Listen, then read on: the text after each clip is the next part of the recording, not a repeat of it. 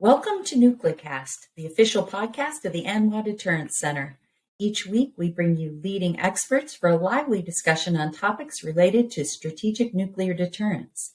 Our host is Dr. Adam Lowther, Director of Strategic Programs at the National Strategic Research Institute. The views of the hosts and the guests are their own.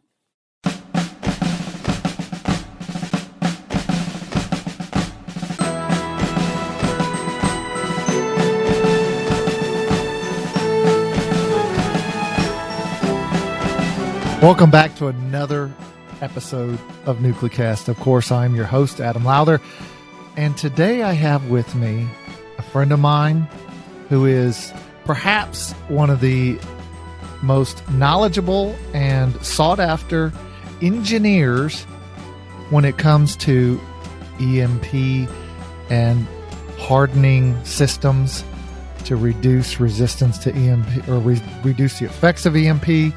That is, of course, Jim Petrosky.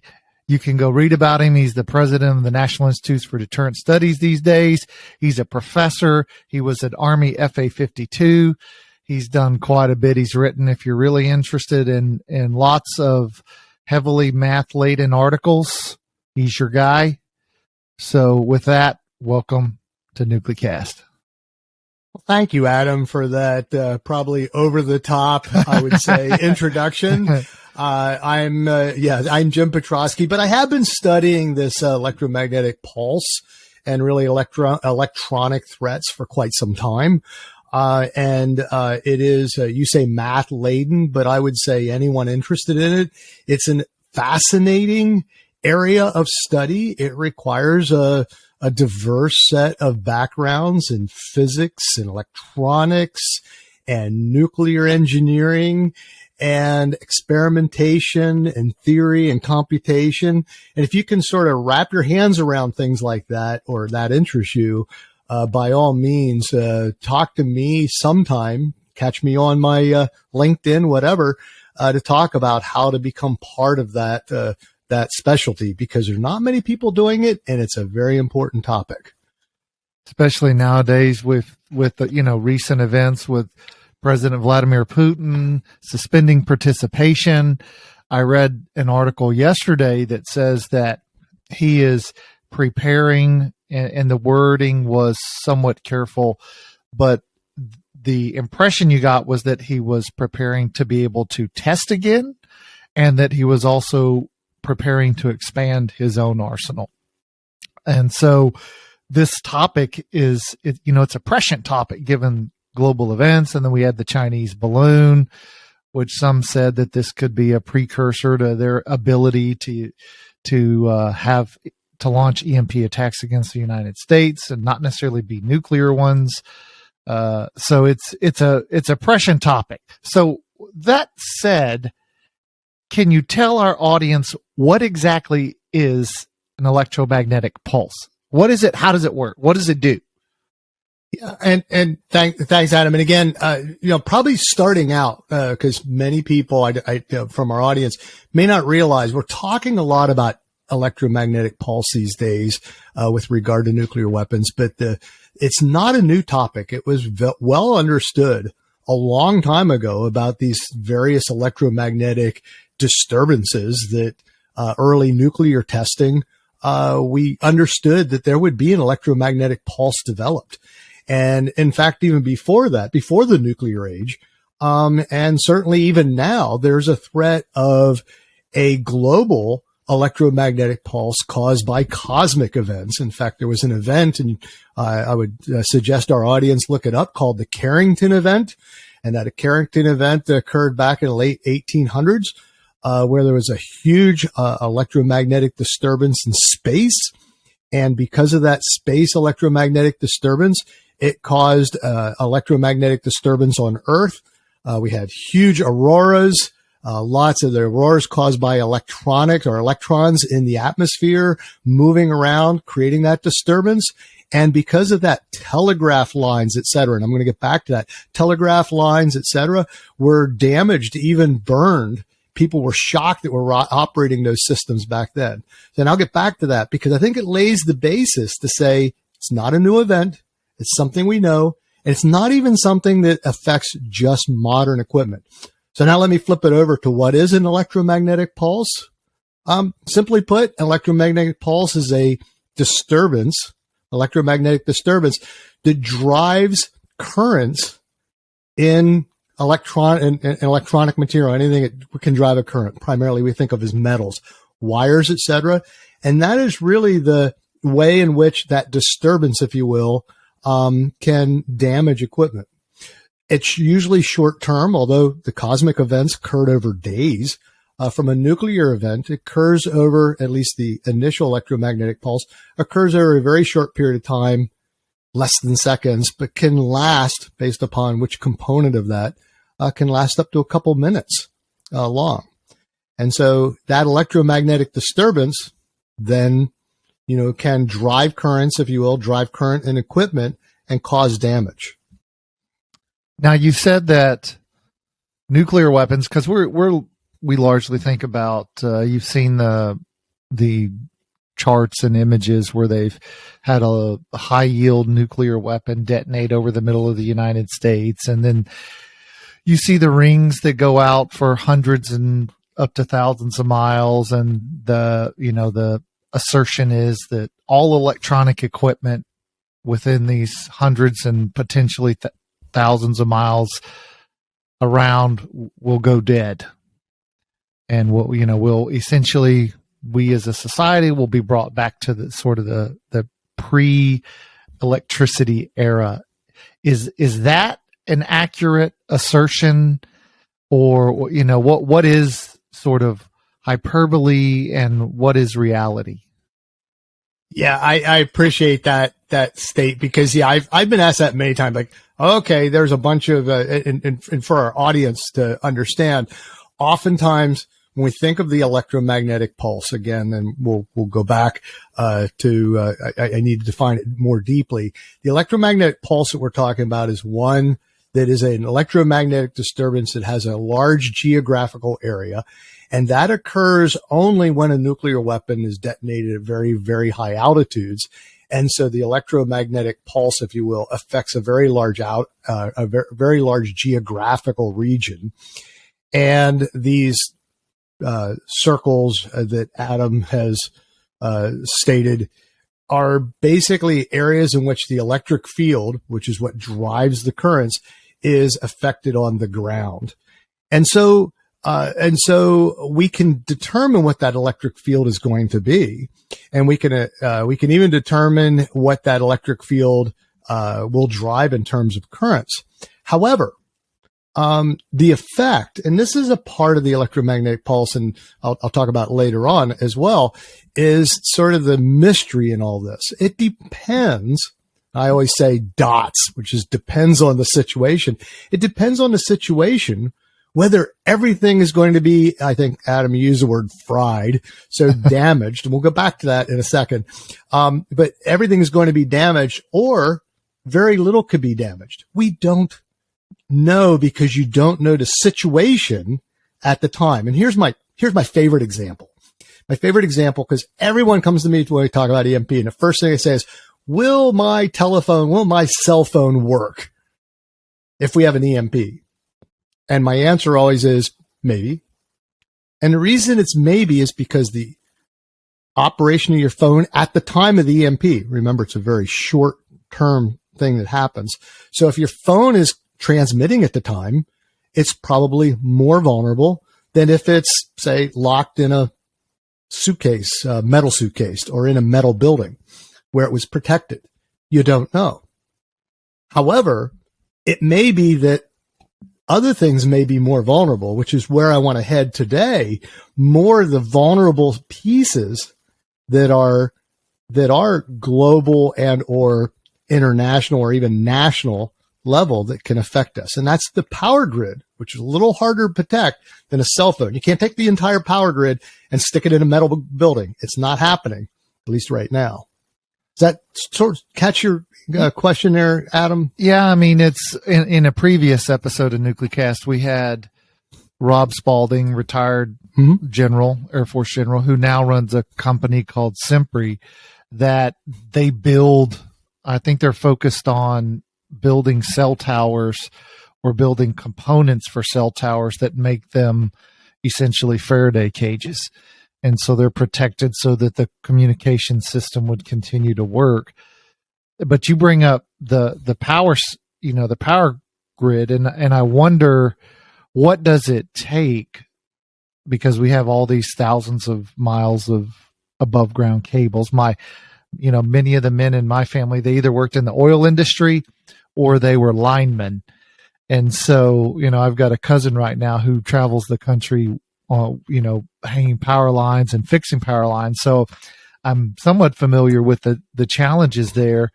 And I wonder, how hard would it be for us to harden our our grid such that if there was an EMP attack against the United States, the power would continue to flow and our society would continue to function?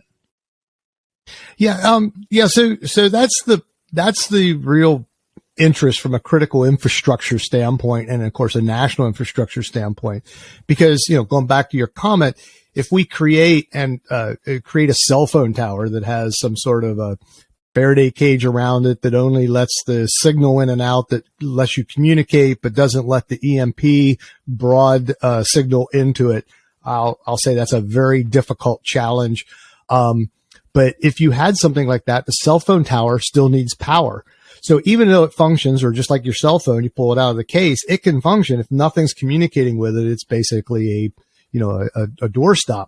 So the key piece of our national interest is the power grid itself, because if the power fails us, then the country and its function, the operation of the government services, emergency services, all of our strike capability, our military service, over time, we will continue to degrade until we can, of course, bring that power back, because we are a power hungry society. It's just the way we are. It's who we are as an industrial society.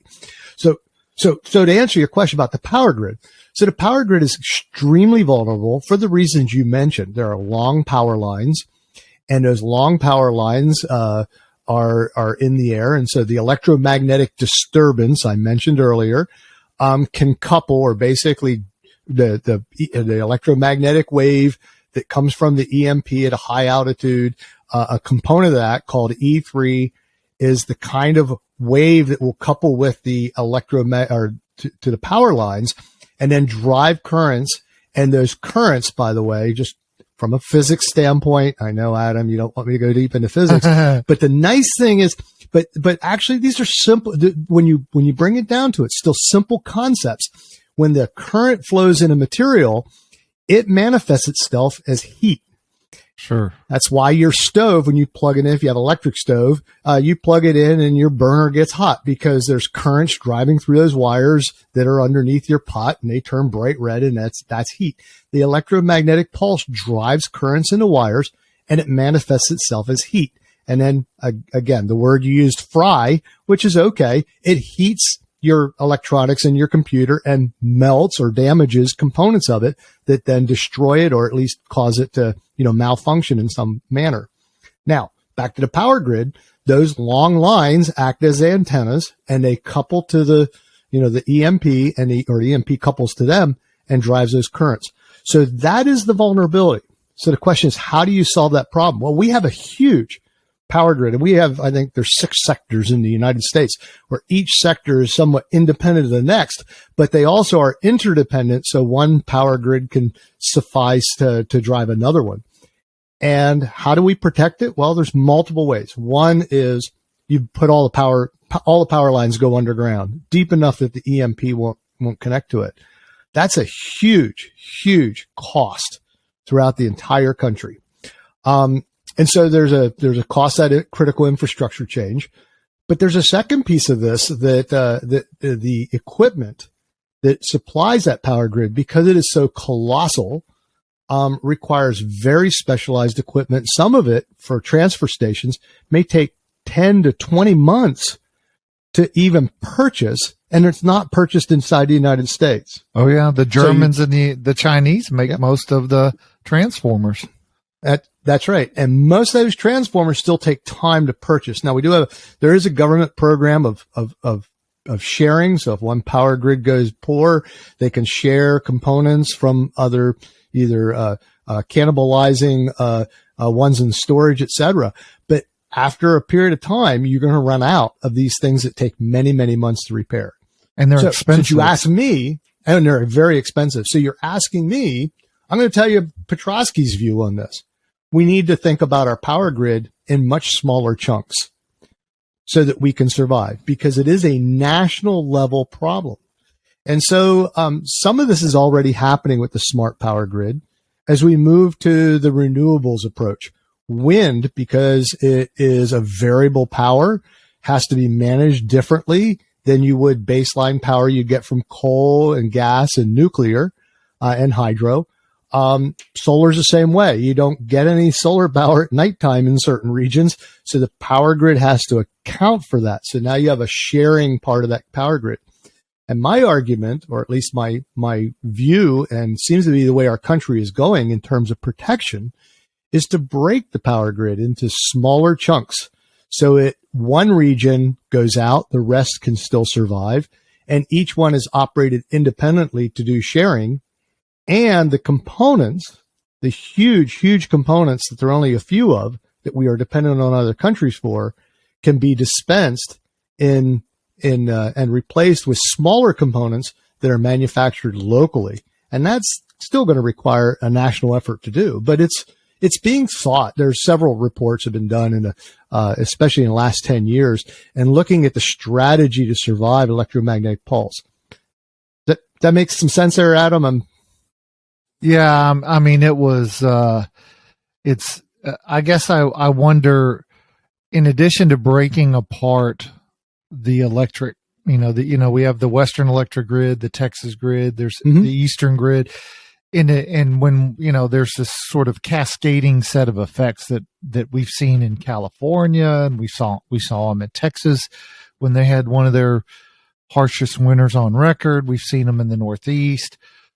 I wonder if there's an ability in terms of building defensive capabilities like Faraday cages and putting them, at substations and putting them in other components and places where we can protect these grids. Cause I just wonder, like we're seeing this with the recent passage of the CHIPS Act to bring back chip manufacturing so that if China, for example, tries to invade Taiwan, which manufactures almost all the chips, that we can have the capacity to build them here. And so I wonder if our ability to, build defensive capabilities, say Faraday cages, for example, or new transformers, or, and I even wonder, is the electric system, it's sort of a legacy system. I know we're talking about like smart meters and things of that nature, but I wonder if, that's largely going to be able to, it reduces manpower requirements. So you don't have meter men coming into your backyard to read your meters anymore. And, in some places where you have smart thermostats, the power company can turn your thermostat up or down based on the weather and the load generation. But are we doing anything to really build a resilient electrical grid? So your idea about Faraday cages, first of all, I say the best Faraday cage that you could build, or the best protection you have, is earth. Yeah. And it certainly is cheap. And so, again, my view of going underground versus going above ground, and there are other good reasons to do that because of weather and et cetera, seem to make a lot of sense. But again, taking all of our transfer and power stations and putting them underground is a colossal effort. I mean, it's a huge effort, and it's an expensive effort. And then you consider, I just want to go back because you mentioned it, about 85% of our transformers are purchased from overseas with, again, 20 to 30 month lead time, and many of them are like custom built. They're designed specifically.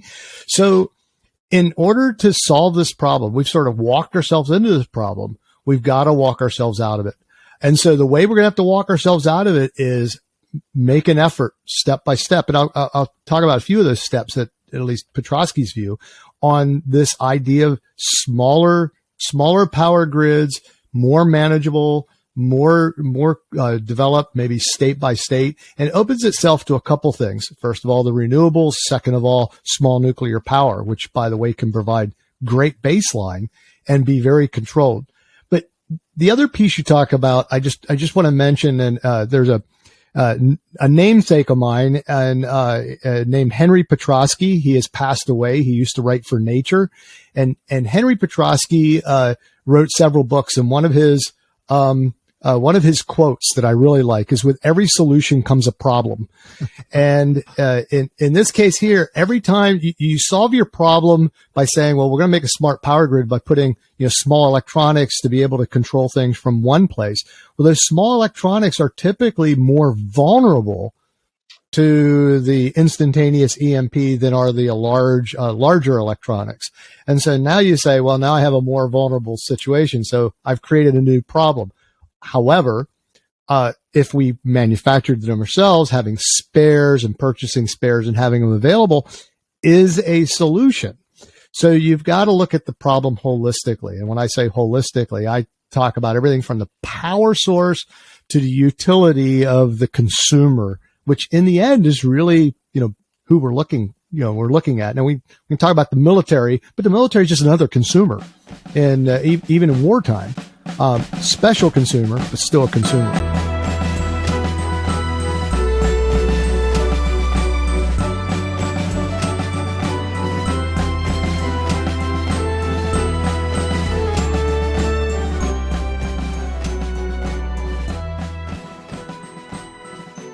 This episode of Nuclecast is brought to you by the ANWA Deterrence Center, whose mission is to educate Americans about the nuclear enterprise and strategic deterrence.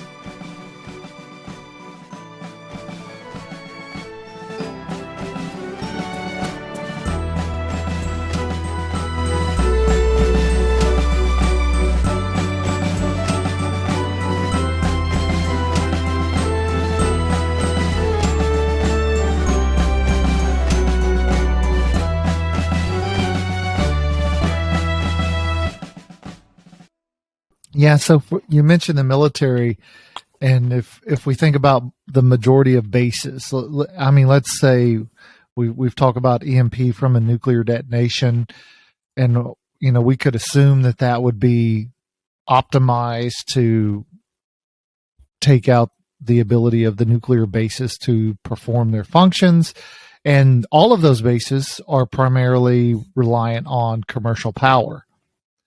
And so I wonder, has the military and the government given much thought and effort into how to mitigate, an EMP threat? Is there anything, we have studies that get funded, and so we sort of admire the problem, but are we doing anything to fix the problem? Yeah, again, this Nucleacast would last for days or months, or you could take one of my, I used to teach 10-week courses on these things.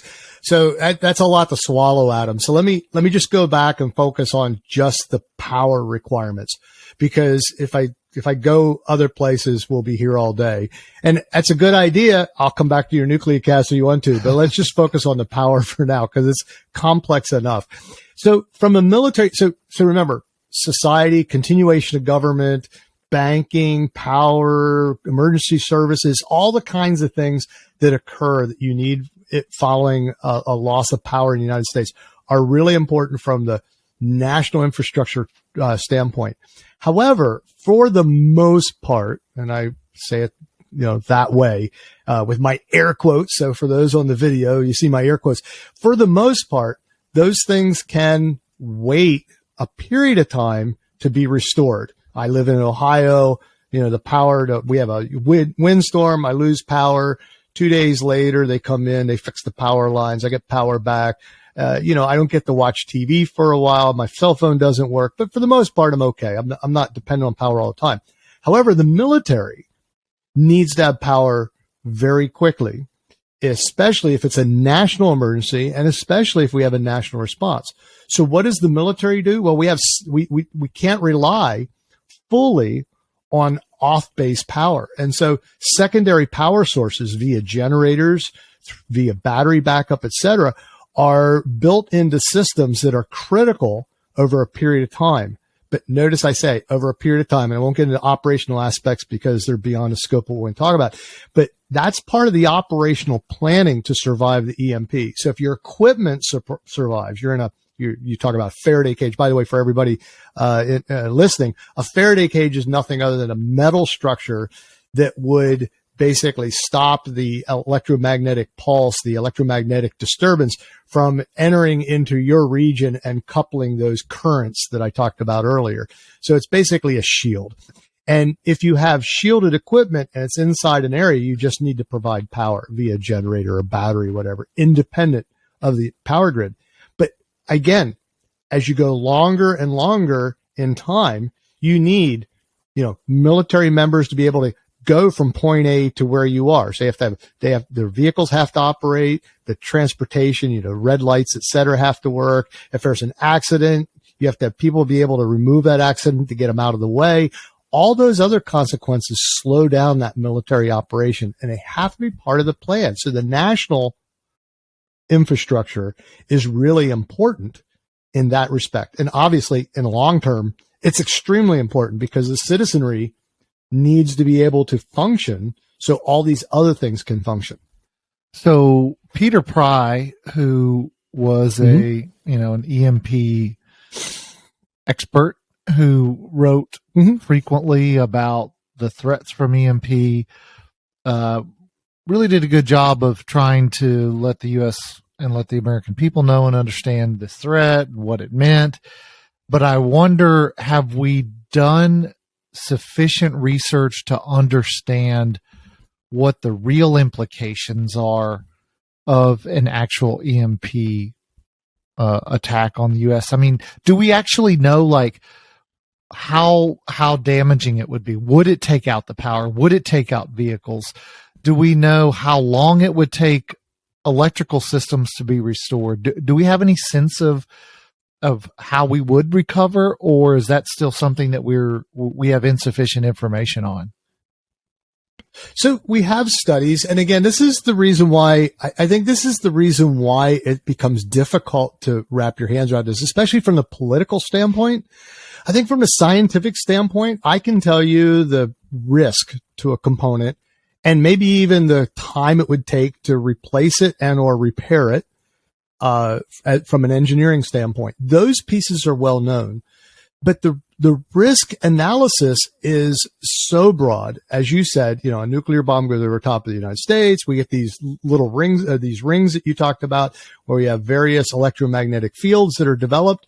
Those electromagnetic fields have direction to them. So depending on my orientation at that nanosecond of time that it occurs, or the direction of power lines in the area that I'm in, it will either couple or not couple. Those things are exceptionally complex. And so what happens is you get two camps. You get a camp that says it's nothing, it's not going to happen, it's not a big deal. And it may not.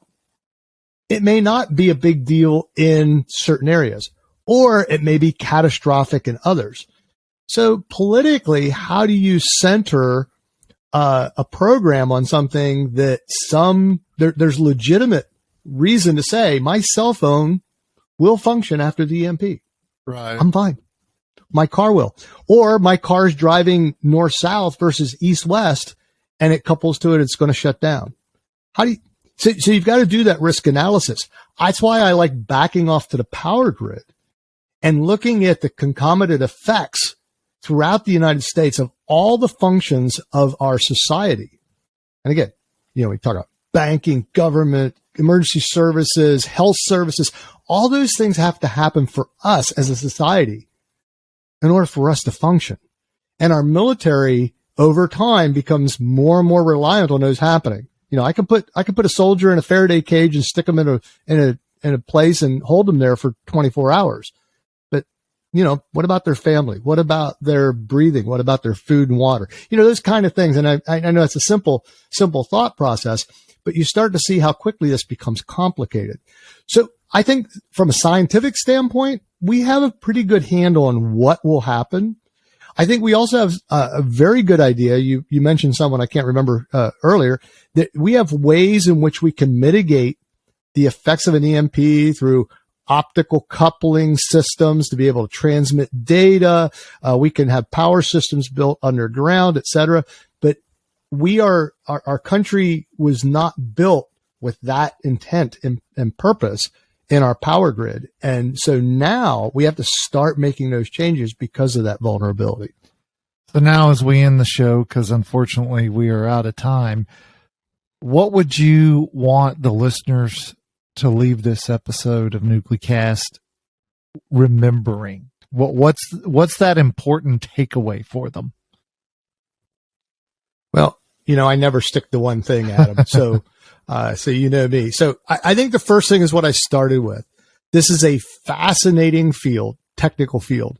And if you are interested in that, you should look at the various aspects of learning about electrical engineering and physics and plasma science, all those technical words that really mean something, because you could make a difference as we move forward. I think the second piece is that we have to decide as a country. And so I want our listeners to hear that this is a vulnerability that, is an important vulnerability to maintain our way of life. And so therefore we have to put some effort to that. We can't just ignore the problem. And it may take a fair amount of effort, national effort, to build the infrastructure in a way that can survive an electromagnetic pulse. And I want to reemphasize, this is not just a nuclear issue. Tomorrow, there could be a solar event that could create the same thing that happened at the Carrington event, more than 100 years ago, and could devastate us or leave us vulnerable in many ways. So it's an important aspect of what can go on. That was what solar cycle 10. I can't remember which one we're on now. So that's what I'd like the listeners to walk away with, is that this is important and worth looking into, and becoming a part of that, at least being aware of it, if not being a part of the solution, would be really important. All right. With that, Jim Petrosky, thanks for coming on NucleCast. It was always a pleasure to have you come on and share your engineering background and experience. So thanks.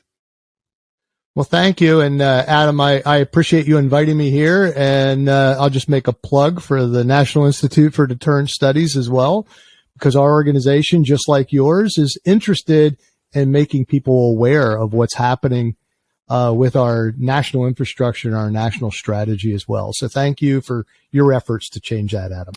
Thanks. And I want to thank the listeners for joining us on this episode of NucleCast, and we look forward to having you on the next one. Thanks. Well, we just had a podcast discussing EMP with Jim Petrosky. It was pretty interesting. I tell you, my takeaway, my sort of afterthought on this is Jim's view that the solution to the EMP problem in regard to the electrical grid is to disaggregate.